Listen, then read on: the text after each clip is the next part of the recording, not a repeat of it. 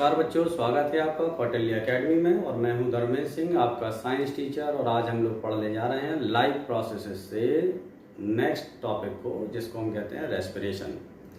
अभी इसके पहले वाले पार्ट में आपने न्यूट्रिशन के बारे में पढ़ा, different modes of nutrition, plants में न्यूट्रिशन, एनिमल में न्यूट्रिशन, डिफरेंट माइक्रो ऑर्गेनिज्म में न्यूट्रिशन कैसे होता है, किस तरीके से होता है, ये सारी चीज़ें। अब आज हम लोग पढ़ने जा रहे हैं रेस्पिरेशन के सिस्टम को। रेस्पिरेशन क्या है? सी, respiration is a catabolic process or a biological catabolic process which involves the combustion of the organic food in order to liberate certain amount of the energy, and that is called the respiration। सीधी सी बात है, हम इसको short में define कर सकते हैं कि respiration से मतलब क्या है। Respiration is what the combustion of food। हम शॉर्ट में क्या कहते हैं? combustion of food is called respiration। combustion of food is called respiration. आप कंबशन की जगह एक वर्ड और इस्तेमाल कर सकते हैं, oxidation of food is called respiration. कैसे? जो हम देखिए अभी हम थोड़ा सा रिकॉल कर लेते हैं पिछले वाले पार्ट को कि we use to take food so as to obtain energy. हम लोग भोजन लेते थे, डाइजेशन में हमने पढ़ा, न्यूट्रिशन की प्रोसेस में पढ़ा। इस फूड को हम किस फॉर्म में लेते थे? कॉम्प्लेक्स फॉर्म में लिया हमने बॉडी में। ये कॉम्प्लेक्स जो फॉर्म है फूड का, with the help of certain enzymes, enzymes मतलब बायोकैटलिस्ट, ये चेंज हो जाता है सिंप्लीफाइड फूड में। End of this simplified food is nothing but the glucose from the carbohydrate, fatty acid and fat from the fat substance, fatty acid and amino acids from the protein. यही वो form है जो कि simplified food कहलाता है। Now this simplified food is set responsible for the energy to fulfill the need and the demand of the energy। ये component इस्तेमाल किए जाएंगे। and the energy yielding substance is glucose। Glucose वो energy yielding substance है जिसके द्वारा सबसे ज्यादा एनर्जी रिलीज होती है, जो हम लोगों को एनर्जी मिलती है। हालांकि अदर फॉर्म्स जो होते हैं they also may convert into the glucose, but वो प्रोसेसेस अलग हैं, अभी आपको उनसे मतलब नहीं है। तो ये जो ग्लूकोज है, now chemically this is written as C6H12O6 in presence of 6 molecule of oxygen gives 6 molecule of carbon dioxide plus 6 molecule of water along with the formation of 38 molecules of ATP, adenosine triphosphate, which is nothing but the energy। ये वही molecule हैं जो क्या कहलाते हैं?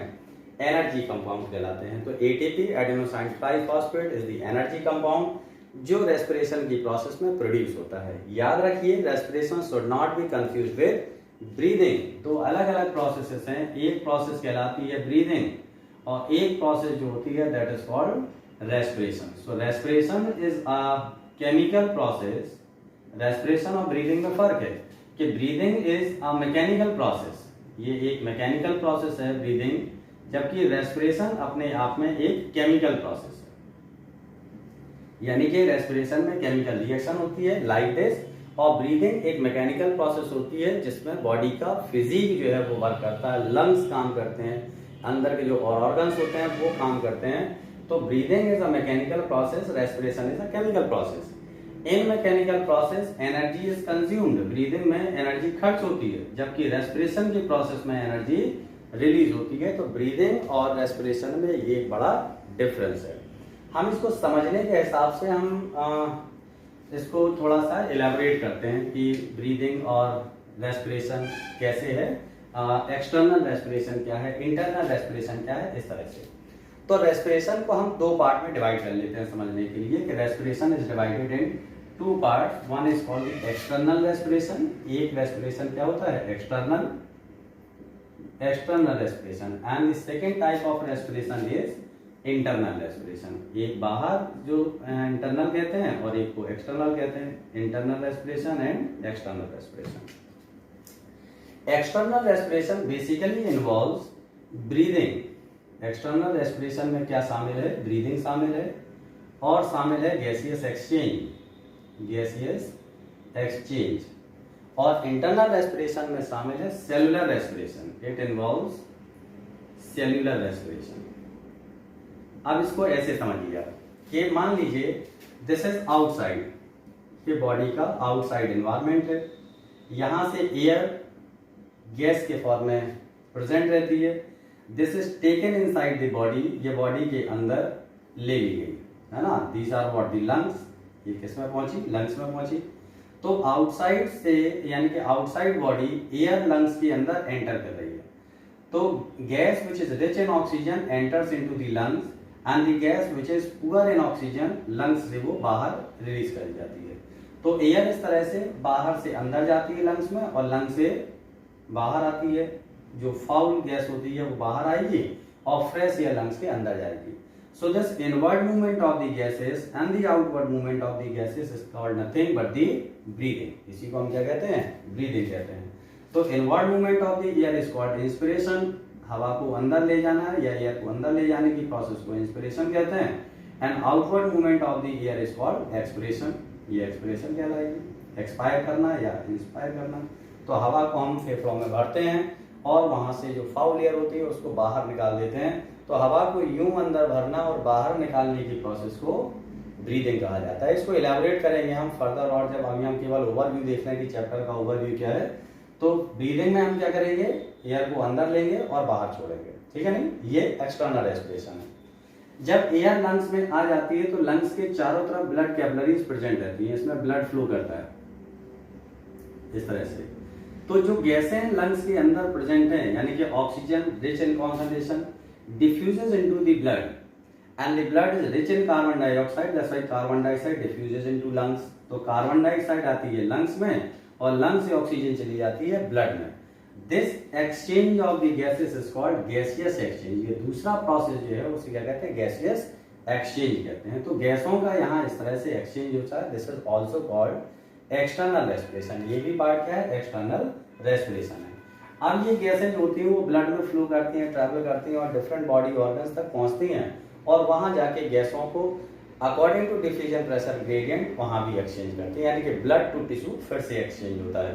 तो that is called the gaseous exchange. These two parts, breathing and the gaseous exchanges, are the part of the external respiration. Now जो दूसरा इंटरनल रेस्पिरेशन है, ये वो रेस्पिरेशन है कि जब ऑक्सीजन सेल के लेवल पे पहुंच जाएगा तो वहां इस ऑक्सीजन का कंजम्पशन होगा, इसका इस्तेमाल होगा और ऑर्गेनिक फूड को बर्न किया जाएगा। कैसे?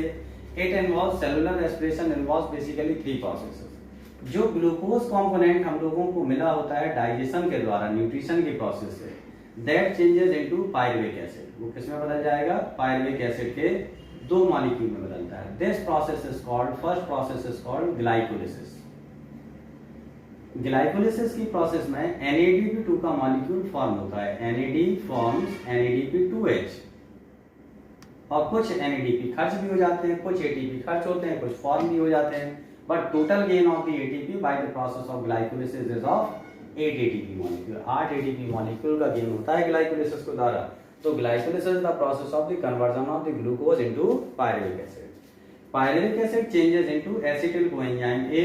यही pyruvic acid acetyl coenzyme A में बदलता है जो एक साइकिल में अप्रोच करता है, that is called the Krebs cycle।